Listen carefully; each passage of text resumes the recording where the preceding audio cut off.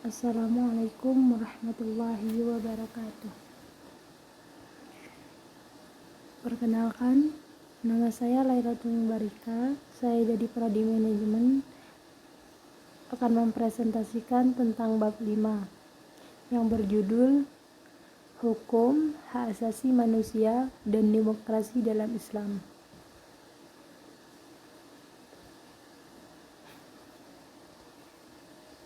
Isi yang terkandung dalam bab 5 yaitu meliputi A. Hukum Islam, B. Hak asasi manusia, C.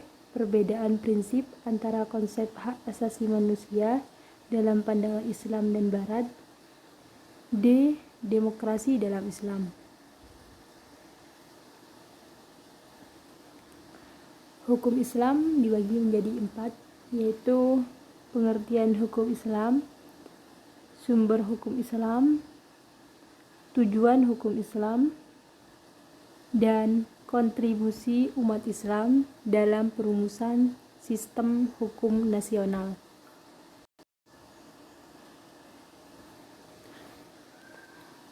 Pengertian hukum Islam. Hukum Islam baik dalam pengertian syariat maupun fikih dibagi ke dua bagian besar, yakni bidang ibadah dan bidang muamalah. Ibadah adalah tata cara dan upacara yang wajib dilakukan seseorang muslim dalam berhubungan dengan Allah, seperti menjalankan sholat, zakat, menjalankan ibadah puasa dan haji bagi yang mampu.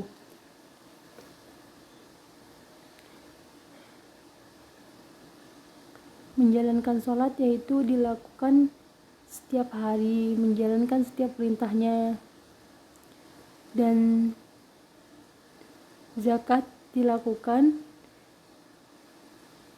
setelah bulan puasa, yaitu pada saat Idul Fitri. Menjalankan ibadah puasa itu pada bulan Ramadan dan haji bagi yang mampu. Adapun muamalah dalam pengertian yang luas, ketetapan Allah yang langsung berhubungan dengan kehidupan sosial manusia, walaupun ketetapan tersebut terbatas, ada yang pokok-pokok saja.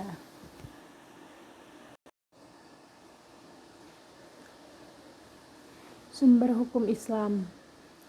Dari yang hadis yang ada, para ulama menyimpulkan bahwa sumber hukum Islam ada 3, yakni Al-Quran, sunnah atau hadis, dan ijtihad ulama. Sebuah ijtihad ditempuh jika di dalam Al-Quran dan sunnah tidak memuat permasalahan tersebut. Ijtihad para ulama ini biasanya menggunakan qawaid ushulul fiqh. Ketiga sumber ini merupakan rangkaian kesatuan dengan urutan seperti yang sudah disebutkan.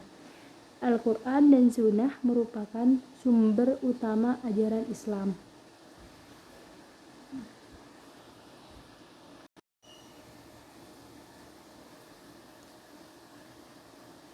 Tujuan hukum Islam. Tujuan hukum Islam secara umum adalah untuk mencegah kerusakan pada manusia dan mendatangkan kemaslahatan bagi mereka. Mengarahkan mereka pada kebenaran untuk mencapai kebahagiaan hidup di manusia di dunia dan di akhirat kelak, dengan jalan mengambil segala manfaat dan mencegah atau menolak yang mudarat, yakni yang tidak berguna bagi kehidupan manusia. Abu Ishaq Asy-Syatibi merumuskan 5 tujuan hukum Islam, yakni memelihara 1.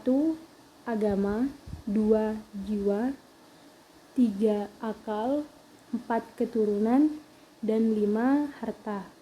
Istilah tersebut dikenal dengan sebutan Al-Mawashid Al-Khamsah.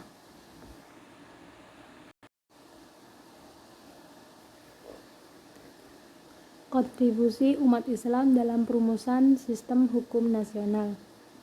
Kontribusi umat Islam dalam perumusan dan penegakan hukum di Indonesia nampak jelas setelah Indonesia merdeka.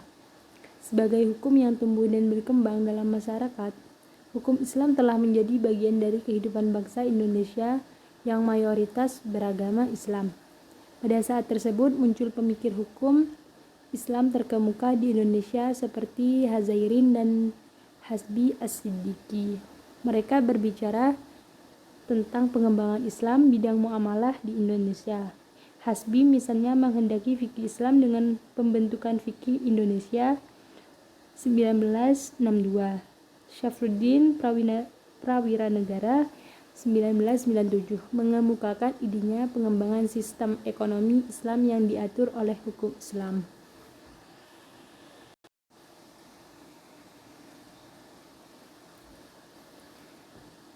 B. Hak asasi manusia. Manusia sebagai makhluk Tuhan yang Maha Esa secara kodrati dianugerahi hak dasar yang disebut hak asasi, tanpa perbedaan antara satu dengan yang lainnya. Dengan hak asasi manusia tersebut, manusia dapat mengembangkan diri dan memiliki peranan dan sumbangan bagi kesejahteraan hidup manusia. Hak asasi manusia sebagai suatu hak dasar yang melekat pada setiap diri manusia. Dasar dari sejarahnya, umumnya para pakar di Eropa berpendapat bahwa lahirnya hak asasi manusia dimulai dengan lahirnya Magna Carta pada tahun 1215 di Inggris. Antara lain mencanangkan bahwa raja yang menciptakan hukum, tetapi ia sendiri terikat pada hukum, menjadi dibatasi kekuasaannya dan mulai dapat dimintai pertanggungjawabannya di muka hukum.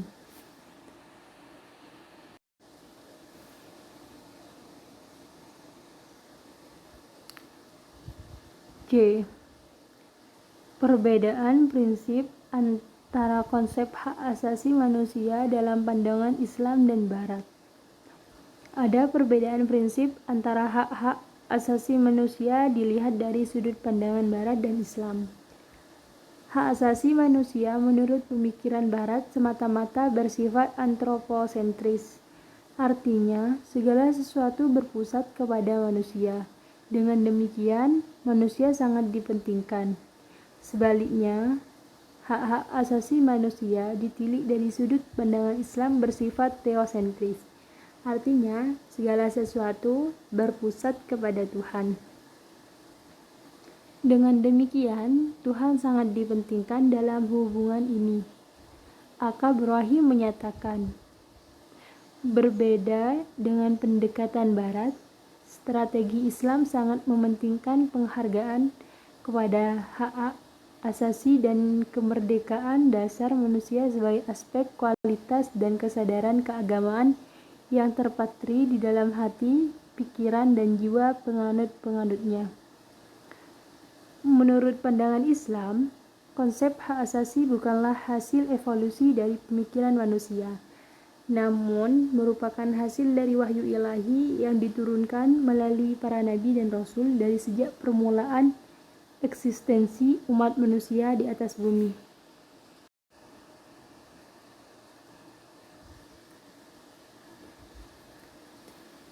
Prinsip-prinsip hak asasi manusia tercantum dalam Universal Declaration of Human Rights dilukiskan dalam berbagai ayat. Apabila prinsip-prinsip human rights yang terdapat dalam Universal Declaration of Human Rights dibandingkan dengan hak-hak asasi manusia yang terdapat dalam ajaran Islam, maka akan dijumpai antara lain sebagai berikut. A. Martabat manusia.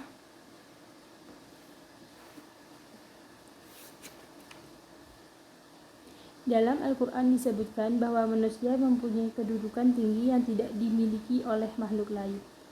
Martabat tinggi yang telah dianugerahkan Allah kepada manusia pada hakikatnya merupakan fitrah yang tidak dapat dipisahkan dari diri manusia.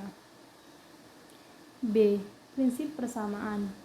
Pada dasarnya, manusia sama, karena semuanya adalah hamba Allah. Hanya satu kriteria atau ukuran yang dapat membuat seseorang lebih tinggi derajatnya dari yang lain, yakni ketakwaan. C. Prinsip kebebasan. Al-Quran memerintahkan kepada manusia agar berani menggunakan akal pikiran mereka, terutama untuk menyatakan pendapat mereka yang benar. Ajaran Islam sangat menghargai akal pikiran. Oleh karena itu, setiap manusia sesuai dengan martabat dan fitrahnya sebagai makhluk yang berpikir mempunyai hak untuk menyatakan pendapat dengan bebas, asal tidak bertentangan dengan prinsip-prinsip Islam dan dapat dipertanggungjawabkan. D. Prinsip kebebasan beragama. Prinsip kebebasan beragama ini dengan jelas disebutkan dalam Quran surat Al-Baqarah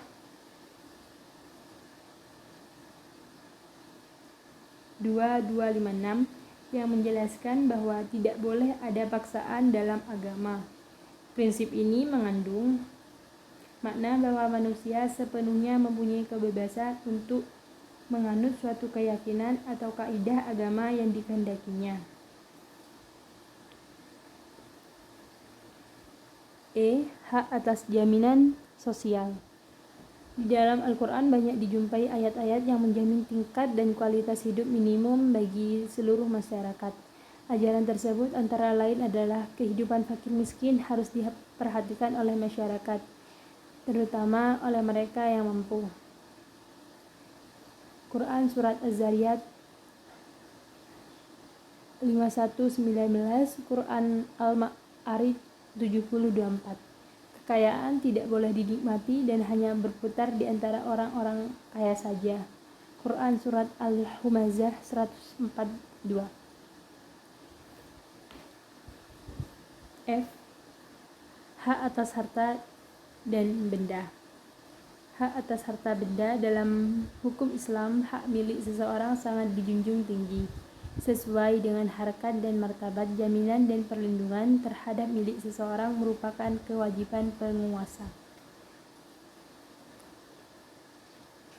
Dalam rangka memperingati abad ke-15 Hijriah pada tanggal 21 Zulqa'dah atau 19 September 1981, para ahli hukum Islam mengemukakan Universal Islamic Declaration of Human Rights yang diangkat dari Al-Quran dan Sunnah Nabi Muhammad SAW. Pernyataan hak asasi manusia menurut ajaran Islam ini terdiri dari 23 bab dan 63 pasal yang meliputi seluruh aspek hidup dan kehidupan manusia. Beberapa hal pokok yang disebutkan dalam deklarasi tersebut antara lain adalah 1. Hak untuk hidup, 2. Hak untuk mendapatkan kebebasan, 3. Hak untuk persamaan kedudukan, 4. Hak untuk mendapatkan keadilan, 5. Hak untuk mendapatkan perlindungan terhadap penyalahgunaan kekuasaan, 6. Hak untuk mendapatkan perlindungan dari penyiksaan, 7. Hak untuk mendapatkan perlindungan atas kehormatan nama baik, 8. Hak untuk bebas berpikir dan berbicara, 9. Hak untuk bebas memilih agama, 10. Hak untuk bebas berkumpul dan berorganisasi, 11. Hak untuk mengatur tata kehidupan ekonomi, 12. Hak atas jaminan sosial, 13. Hak untuk bebas mempunyai keluarga dan segala sesuatu yang berkaitan dengannya, 14. Hak-hak wanita dalam kehidupan rumah tangga dan segala sesuatu yang berkaitan dengannya, dan yang ke-15 hak untuk mendapatkan pendidikan dan sebagainya. D. Demokrasi dalam Islam. Demokrasi dalam Islam dianggap sebagai sistem demokratis dalam kerangka konseptual Islam. Banyak perhatian yang diberikan pada beberapa aspek pada konsep-konsep Islam yang sudah lama berakar, yaitu musyawarah atau syura, persetujuan atau ijma, dan penilaian interpretatif yang mandiri, ijtihad.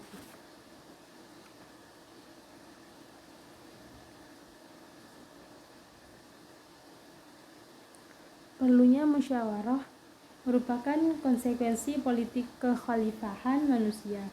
Masalah musyawarah ini dengan jelas disebutkan dalam Quran Surat Asy-Syura 42-28 yang isinya berupa perintah kepada para pemimpin dalam kedudukan apapun untuk menyelesaikan urusan mereka yang dipimpinnya dengan cara bermusyawarah agar hasil yang didapat itu bernilai positif dan diselesaikan dengan baik-baik.